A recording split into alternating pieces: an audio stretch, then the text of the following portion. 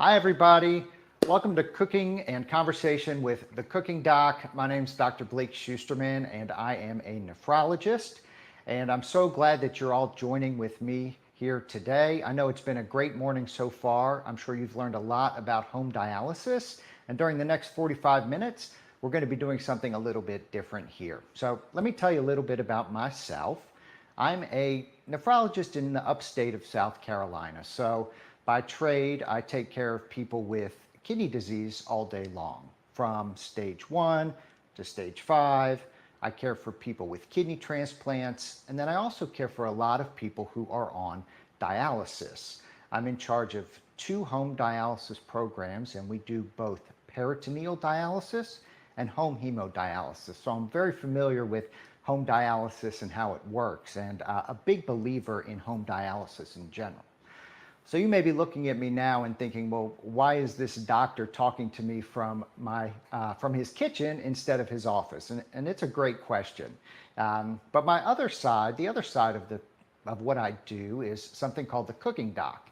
And I am a big believer in food as a way to manage kidney disease. So it's one of those things where whether or not you're stage 1 or stage 5, or if you have a kidney transplant or on dialysis, the things that you eat and the way that you cook can make a huge difference in your health, both keeping you out of the hospital, or if you're not on dialysis yet, keeping you off of dialysis for a longer period of time.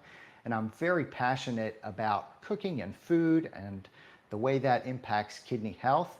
And today I'm going to go through 3 recipes with the help of a dietitian, Janelle, who I'm going to let introduce herself as well. Hello, my name is Janelle Gagne. As Dr. Schusterman said, I'm a kidney dietitian and I'm a partner in practice with our nephrologist to help you manage your kidney disease because, like Dr. Schusterman, I'm a firm believer in food as medicine. And I too work with all stages of chronic kidney disease and types of dialysis. And being a big home dialysis fan, I'm glad to be here helping him today. And let me tell you that the dietitians are the key to everything that I do. I have 15 minutes to see my patient, and then boom, I leave it to people like Janelle to really take the message home and work individually with everybody to use food as a way to manage their kidney health. So if everybody's ready, we're going to start cooking. We've got 3 really delicious recipes today, and along the way, we're going to talk about kidney disease and kidney health and finding ways to make food taste really good, but also safe for you if you have kidney disease or are on dialysis. And the one thing to remember along the way is there is no one-size-fits-all diet for people with kidney disease. So we can talk a lot about, a couple general things that relate to kidney health, but somebody like Janelle, a dietitian, can really help you individualize a plan to help you manage the food that you eat. And the best part of this demonstration is that all these recipes are delicious. So if you're not making good food, it doesn't matter. People are not going to eat it. So these will all taste good. Okay, well, let's get going. So the first recipe we're going to do is an infused water recipe. And I set out to try to make something that reminded me a little bit of fall and yet didn't require too many complicated ingredients. And one of the things I hear from my patients all the time is that they don't like water. And when people don't like water, sometimes they go to drink things that are very unhealthy. So things like sugar sweetened beverages, or where you are, Janelle, what is it that everybody likes to drink if they don't drink water? Oh, it would be probably a cola. A cola. Some sort. Yeah. So in South Carolina, it's sometimes a cola, but a lot of times it's sweet tea, and sweet tea has a lot of Sure. sugar in it. So this is a very easy recipe for a way to get water that tastes a little bit like fall, and it's very easy to do. It's something called an infused water, and I teach this to people who really don't like the flavor of water, and there are a lot of people out there. So we've got an apple, an orange, and then we've got a date and some cloves. And if you've never made infused water before, it is very, very easy. So I'm just going to slice up some of these fruits.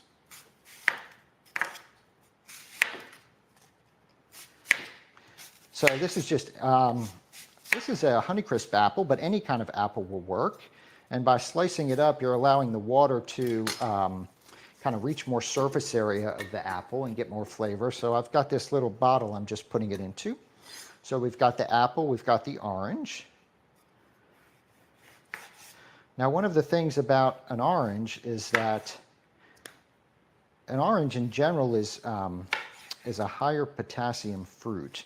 And potassium is one of those nutrients that people with kidney disease sometimes have to be careful of. Janelle, how do you advise your patients on what to drink and how much to drink in the day?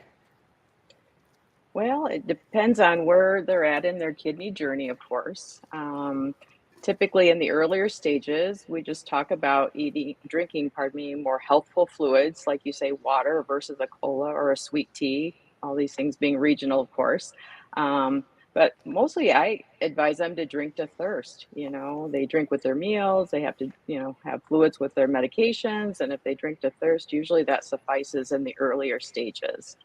Of course, as we may progress in our kidney disease and may need dialysis, we worry about fluid building up in those later stages and on dialysis. So I help them, try to make flavorful foods without high sodium, because that sodium is going to make them more thirsty and attract that fluid and keep it inside their bodies where they don't want it. And so we talk about total amounts of water as well as types of seasonings.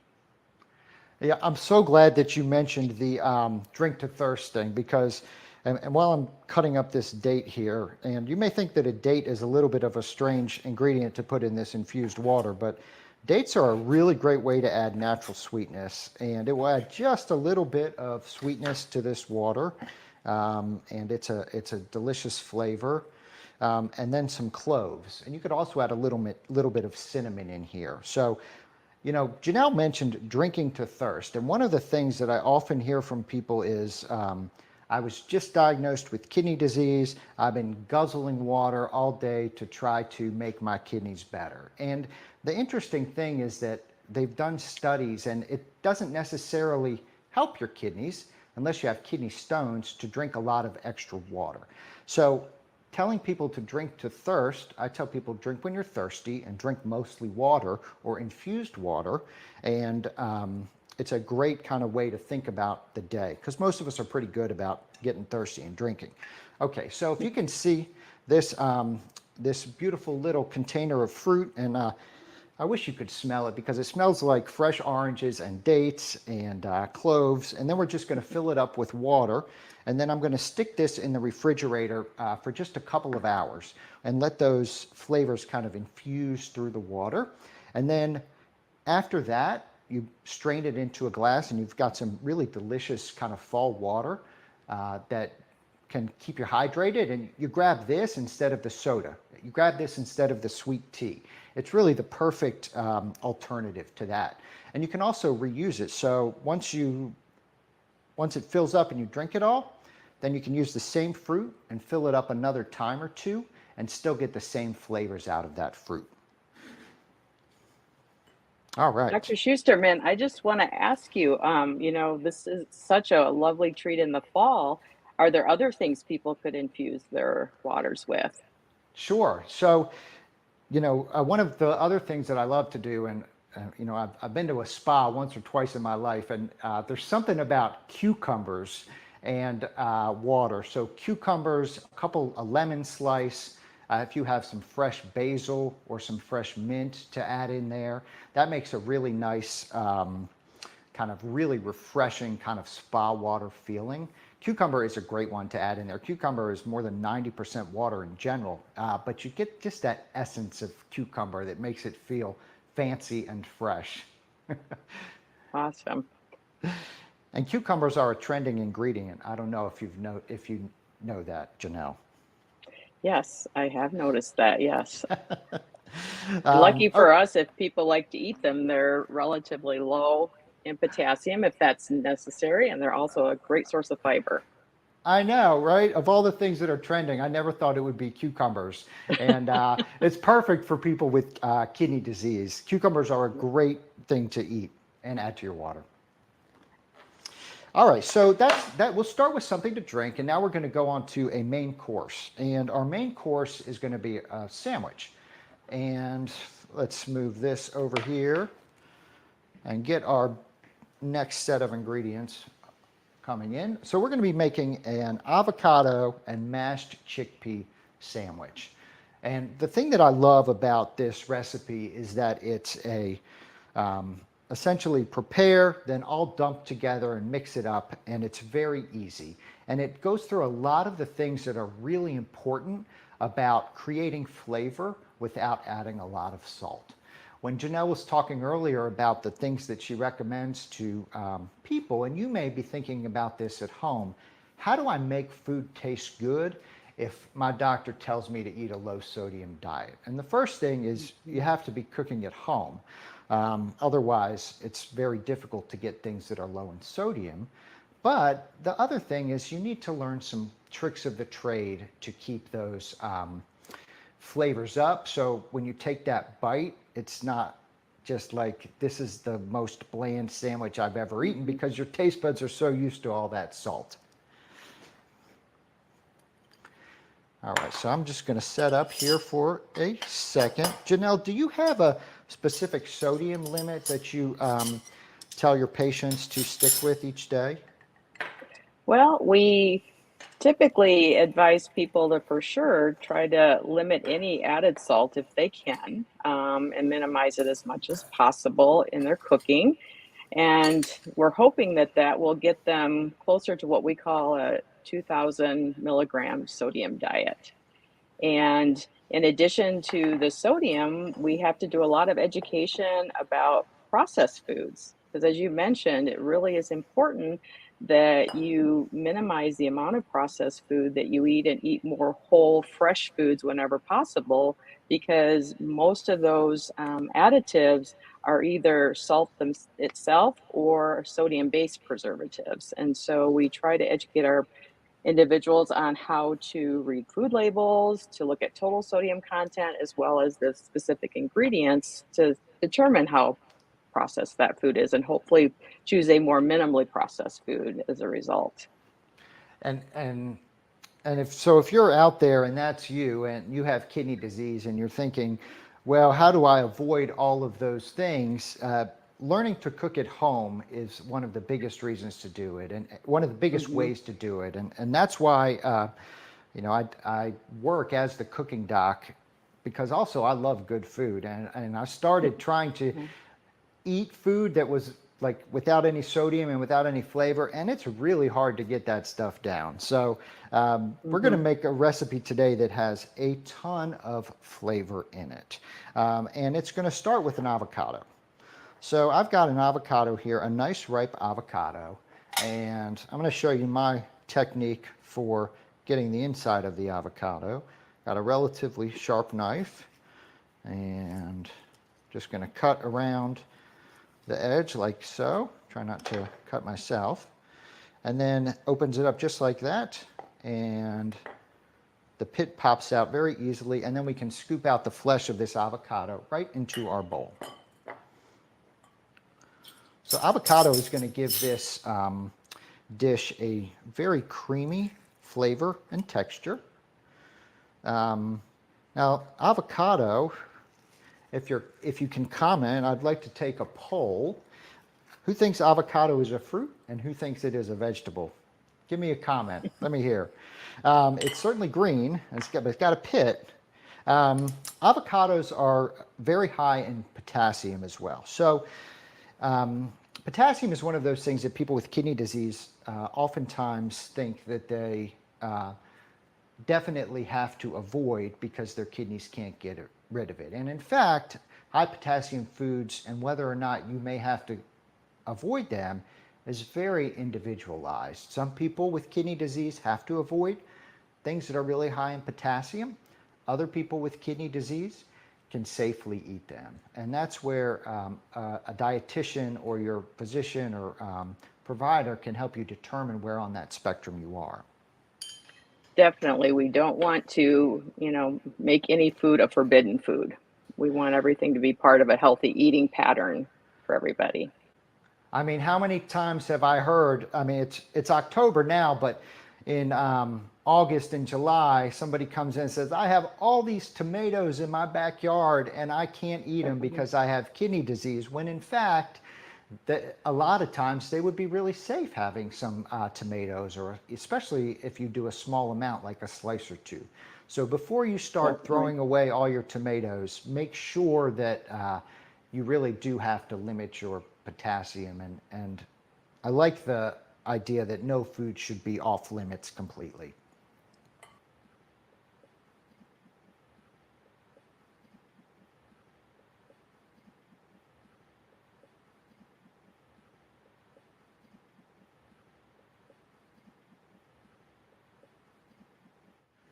Okay, these are, so chickpeas, these are garbanzo beans, and these are low sodium garbanzo beans that I began with. So we talked about not eating a lot of processed foods. This is food from a can, and this is a very inexpensive food from a can and a great source of plant-based protein.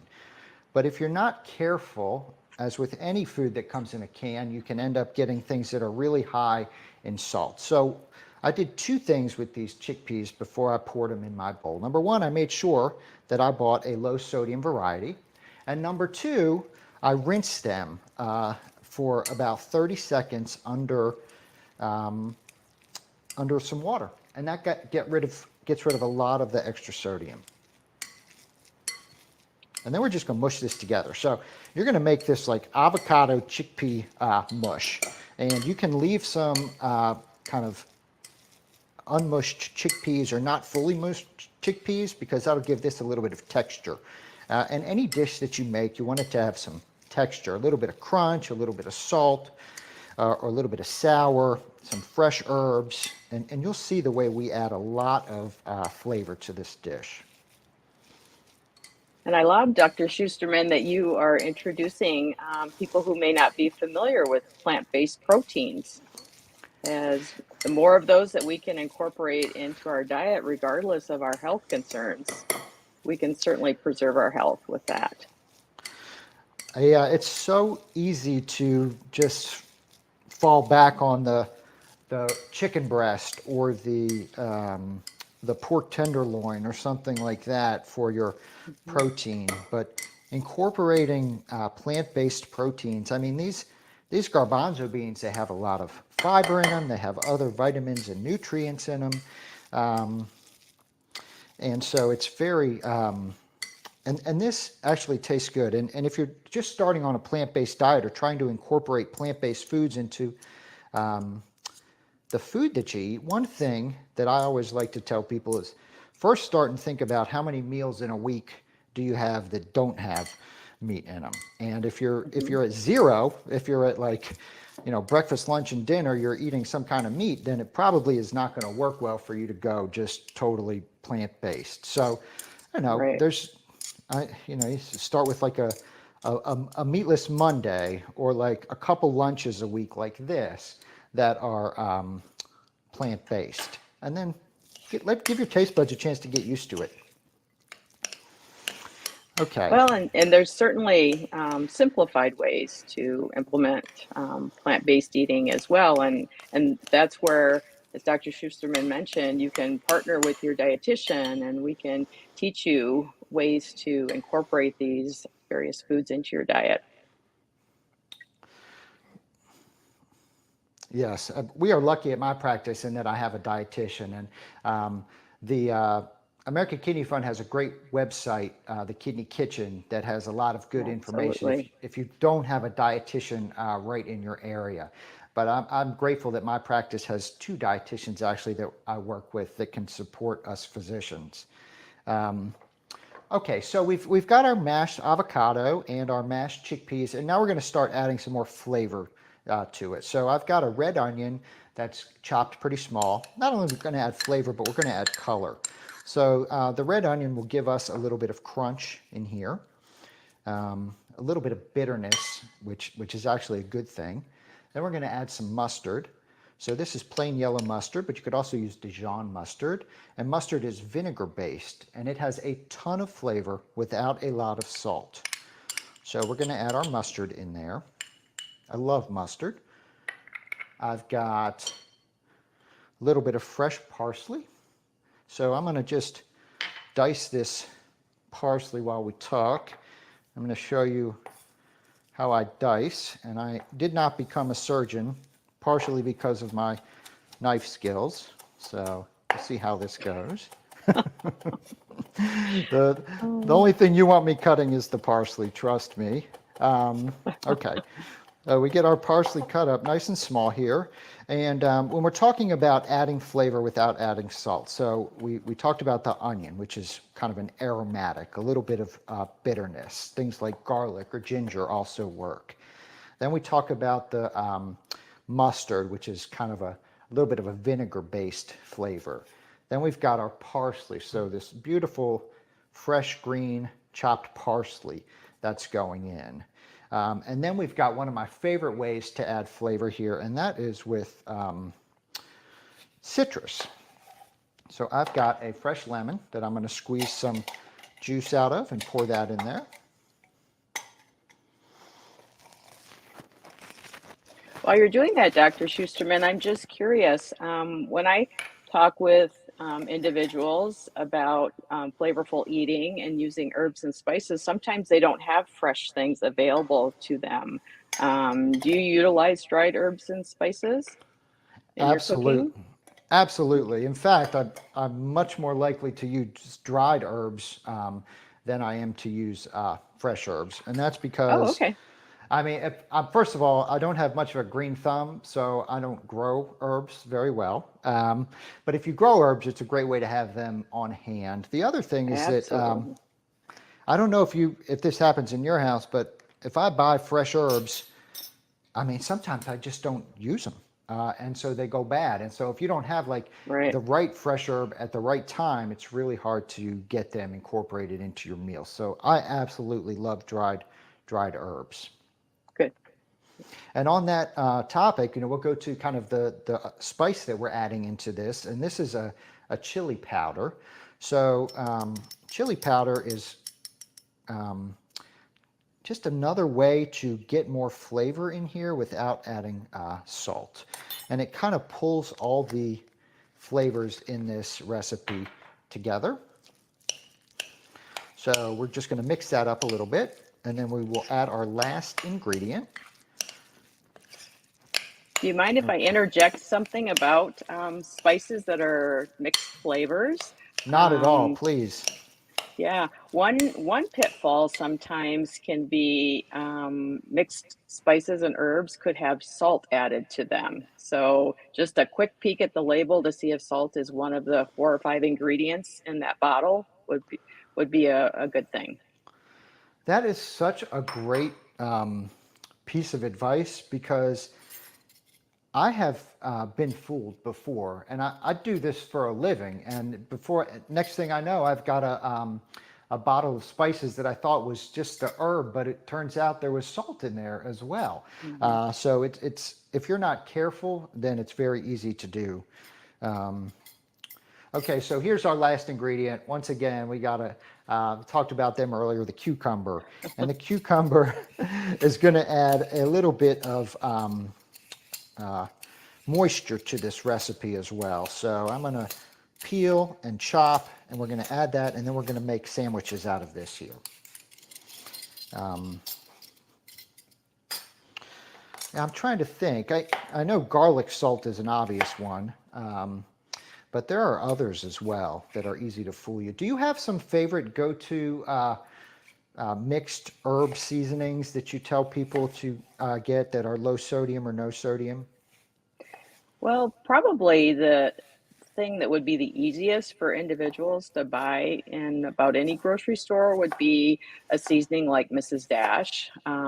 There are other companies that make mixed seasonings, but they do have wide availability and quite a bit wide appeal as well because they have multiple mixtures. So you can get some that are heavier on garlic, less on the garlic, a little bit more spicy and pizzazz in them than others. So it just gives a lot of variety. But I do caution patients when they purchase them because a lot of people somewhat panic when they think they aren't going to be adding salt to their seasonings. And so they think, oh, I need a lot of this to make up for that lack of salt. And sometimes it's way overpowering. So I do try to guide people in that regard. That's great advice. And I used to not be a fan of Mrs. Dash, but I think that's because there was only like one Mrs. Dash. But I looked the other Hmm. day, and you're right. There's a whole bunch of different flavors that you can choose from. Right. Um, And I don't mean to be partial to them, but I just think to be practical, it's a good place for people to start because they can find the 10 varieties on or whatever on the shelf, and start investigating. Because honestly, in our markets, these dried herbs and spices can take up half an aisle now with variations. So it's quite an adventure. it's like trying to buy anything at the grocery store. You have to choose from a choice of 100, and if you're not really intent on making sure you get the right thing, it is very easy to get distracted or get fooled or just kind of throw your hands in there and just pick one Right. because it's hard. Okay, so the one thing I would like to add to the spices discussion is when you're looking at the flavors, you may see something, or the seasonings, you may see something called either a salt-free salt or a salt substitute, and those are usually what's called potassium chloride instead of sodium chloride. So the table salt that we use is typically sodium chloride, and the salt substitutes are potassium chloride, and they're really concentrated potassium. So people who have stage 4 and 5 kidney disease, or who are on dialysis, or people who have high potassium in their blood, want to be really careful before using those salt substitutes because they are really concentrated potassiums, and your kidneys may not be able to process those safely. So when you're looking for different flavors, Mrs. Dash is a great one. There are others, but don't necessarily go for the salt substitute, especially if you have to be careful with potassium. All right, let's finish off these sandwiches here. So these are, I've got some whole grain bread here that we're going to put this sandwich on, this little mixture on. Now, bread, if you're not careful, is also a very sneaky source of sodium. So Hmm. I try to find a thin slice of bread and one that has, if possible, between 100 and 200 milligrams of sodium per slice. I know it's difficult, and sometimes those ones are a little more expensive, but if you can find bread that doesn't have a lot of sodium in it, it will be better. You can also only use one slice of bread sometimes. That's another good way both to limit the carbohydrates and the amount of sodium in the bread. And then I'm going to toss it with just some greens that I had. These are arugula, which is a little bit of a bitter green, but any kind of plain lettuce will work, something to give it just a little bit of crunch. And then you've got a nice plant-based lunch that is a great alternative to things like your lunch meat or deli meat sandwiches. Those deli meats are usually very high in processed ingredients and sodium. Hmm. This is much less and very easy to make at home. And I love that you picked a higher grain content or a seeded bread or something like that for fiber because it's kind of a forgotten nutrient, I think, sometimes when we talk about kidney conditions. Now, Janelle, do you get people that come to see you that read the first thing that they can on the internet on the internet about kidney disease and grains, and they say, I thought I wasn't supposed to eat whole grains. I thought I can't eat brown rice. I hear that all the time as kind of an old school thought about the kidney diet. How do you counsel people about that? Right. Very, very old school. And it's hard because that information is still readily available, even though we have kind of moved beyond that. And we've moved beyond it because we've realized that targeting a single nutrient like phosphorus, which was kind of the reason behind limiting those grains, we've lost a lot of the other benefits that those foods do give to individuals as far as preventing progression of disease. And even when you are in later stages, there's a lot of healthful benefit to those foods. So we're looking more at eating patterns and how do foods react with each other to provide added benefit. And going more toward the plant-based diets, which include the whole grains, is really the way to go. Absolutely. I think that's great. And I'm so glad that the community has shifted this way. As a physician and a lover of food, honestly, it just used to break my heart when people used to tell me about all of the delicious foods and the whole grains that they would give up because of the things that they read. Right, right. All right, so we've got something to drink. We've got our sandwich for lunch, and now in the fall theme, we are going to dessert. So I'm going to move this stuff out of the way, and we're going to be making a crustless pumpkin pie. That is very, very easy, and it's adaptable to whatever kind of dietary restrictions that you may have. All right, move this out of the way. Okay. All right. Now this is another one of those recipes that really I made just with the ingredients that I had in my house. Didn't require anything special, except maybe the can of pumpkin, which I don't always keep except in the fall. So this crustless pumpkin pie is a really nice, healthy alternative to a traditional pumpkin pie. And it can be made lower sugar. It cooks very quickly. Really, this is one of those impossible to mess up kind of recipes, which is my favorite type. We don't have to roll out any dough. We don't have to do anything fancy. We're just going to mix things together again. Well, and I think that's an important point, Dr. Schusterman, because a lot of people are very intimidated by cooking at home because healthy must mean 85 ingredients or all special foods that I normally don't have in my kitchen, and it really isn't true. Totally not true. And it's really hard because, there are people that are in my family or people that I see in the office that are totally intimidated.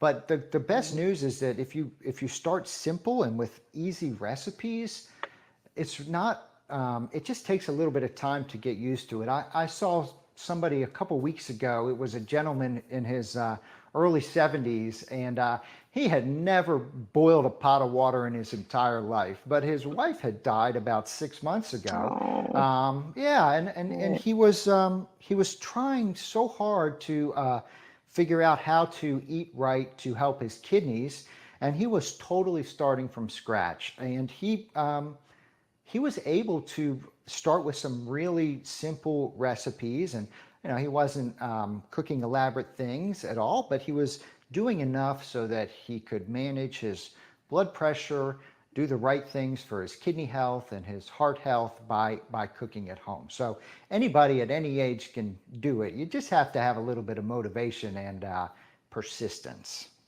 Right, right. Okay, so this crustless pumpkin pie recipe, very easy. So we're going to start with our spices. So we've got some nutmeg here.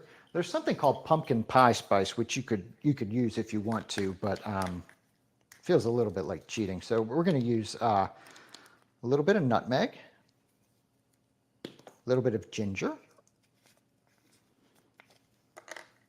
Again, it smells so good.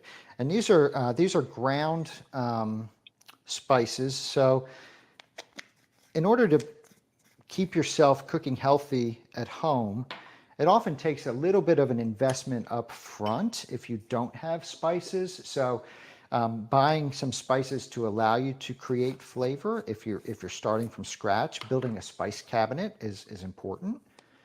And then we've got some cinnamon here. And cornstarch, which is going to hold it all together. We're just going to mix those up. Man, this smells so good. We talked about that infused water smelling like fall, but it kind of pales in comparison to the cinnamon and the nutmeg and these crustless pumpkin pies. So while we're kind of making this in the background, we've got our oven preheated to 300. Okay, so we've got our mixture here, and then we're going to add in some maple syrup. Okay, so maple syrup is a very high sugar ingredient. And it's something that if you have diabetes, because diabetes is the #1 cause of kidney disease. If you have diabetes, you want to be really careful about using things like maple syrup or extra sweeteners in there. Because maple syrup is, it's just like honey or sugar. It will raise up your blood sugar. So a couple things you can do here. One is you can use less. The other option is you could use a sugar substitute. Janelle, how do you counsel people about using sugar substitutes at all if they have diabetes? Well, it really depends on, how strictly they need to adhere, to low carbohydrate, because as you mentioned, if it's only part of a recipe, just minimizing what they have at home is usually sufficient, because we look more at maybe consistent carbohydrate intake as a means to help manage blood sugars. But if we do have an individual that does need to limit, luckily we do have sugar replacements out there that we can cook and bake with, which has been kind of the latest and greatest, because we've had for years things that can make things sweeter, but do we have the right tools to use for baking? So we do try to go through what's available in the grocery store with them and see what works best for them. Yeah, that's great. And I was just thinking about it as far as sugar goes in this. That's really all that it has in a dessert. Hmm. And we think about it, we don't have the crust, which would be another Hmm. carbohydrate load. So Yeah, it's really not too bad. You could also limit the size of the little pies that you make. So half a pie absolutely. has half as much sugar as the full one. Okay, so now we've got some coconut milk. So this is unsweetened but full fat coconut milk. And because this is a dessert and you want it to have a little bit of body to it. So we're not using the light coconut milk that doesn't have any fat. We're using something that has just a little bit of some fat in there to, again, pull things together. And then we've got our pumpkin, our unsweetened canned pumpkin. When you talk about ingredients that are better in a can than fresh, I mean, pumpkin has to be at the top of the list. There is no way that we are cutting up a pumpkin and getting out the seeds and then blending the flesh. So the canned Yeah. pumpkin is just fantastic. Well, and I think individuals shouldn't be too afraid of using some foods like this, because again, it makes it possible for the average person, like you used the low sodium chickpeas earlier, it's minimally processed and has all the great nutrients, that we're looking for with respect to fiber and whatnot. So that's awesome. And readily accessible. So any grocery Hmm. store will have these ingredients. Right. Okay, And we're two, I like that you're providing some potassium in this recipe, because some of our home dialysis patients, by virtue of their more frequent dialysis, sometimes they need a little potassium. So it's kind of nice if we can sneak it into a dessert. That is such a good point, and another plug for one of the reasons that home dialysis can be a really good option for people is that a lot of people who are on home dialysis, whether doing peritoneal dialysis or home hemodialysis, they can be more liberal with the things that they eat because they're doing the dialysis more frequently, so they don't have to be as careful with potassium supplementation. And like Janelle said, sometimes need extra potassium, especially people on peritoneal dialysis. So that's one of, I think, the biggest selling points of a home dialysis modality. Okay, so we've got our egg, our pumpkin, our coconut milk. Then we're going to add our spices in there and blend it together. And then we're going to take little bowls. So if you have, I don't really have pie bowls or little pie tins. So I have these mini little bowls, which actually work out very nicely. I'm going to put just a little bit of coconut oil in the bottom. Now you could just use a spray to keep things from sticking, but a little bit of coconut oil kind of goes with the flavor of the dish, which is why I like to use it. And we are going to pour that in the bowl. And this will make about 4 to 6 of those, depending on what size you use. And then we're going to bake it in the oven for just about 20 minutes or so until it cooks all the way through. And then I like to serve it warm with either a little bit of Greek yogurt on top or a tiny bit of ice cream, something to really kind of cut through the richness of the pumpkin pie. That sounds amazing. And how cozy can you get, right? Yes, it is so cozy. Like and it just, you know, I used to get so overwhelmed with trying to make pumpkin pie or trying to make sure I had a healthy, perfect dessert to go with Thanksgiving or tell people what to eat. And this kind of fits the bill for everything.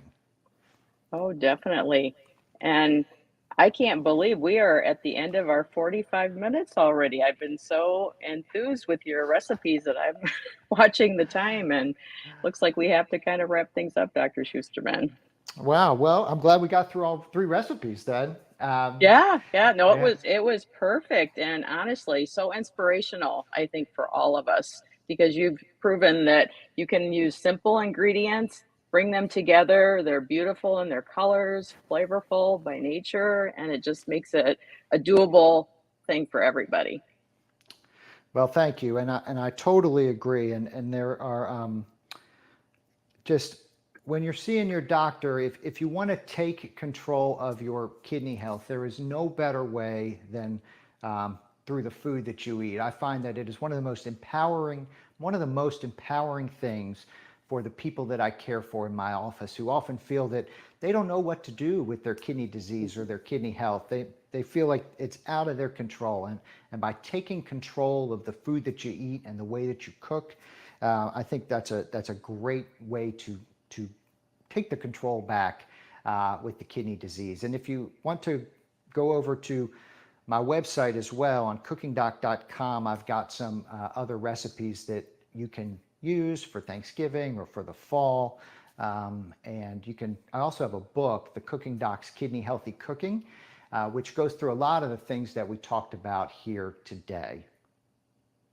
Awesome. And then I also want to remind everybody about what you referred to earlier as the Kidney Kitchen. This is something that was created about 5 years ago, and it has been expanded upon greatly over the recent years. You can find hundreds and hundreds of recipes on there that are all appropriate for individuals with kidney disease.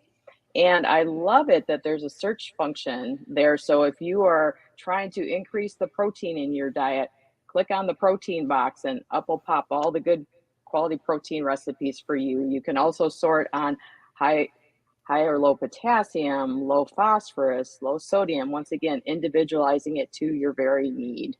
And also, there are cooking videos with Dr. Schusterman, among other people, that make it fun and I think help people realize what they can do to improve their cooking skills very quickly. So, those videos are fun.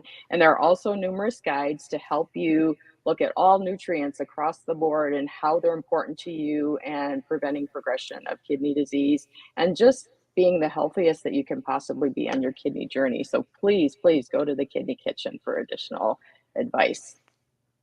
I think with that, we are done today. Thanks, All Dr. right. Schusterman. Thanks, everybody. Bye. Bye-bye.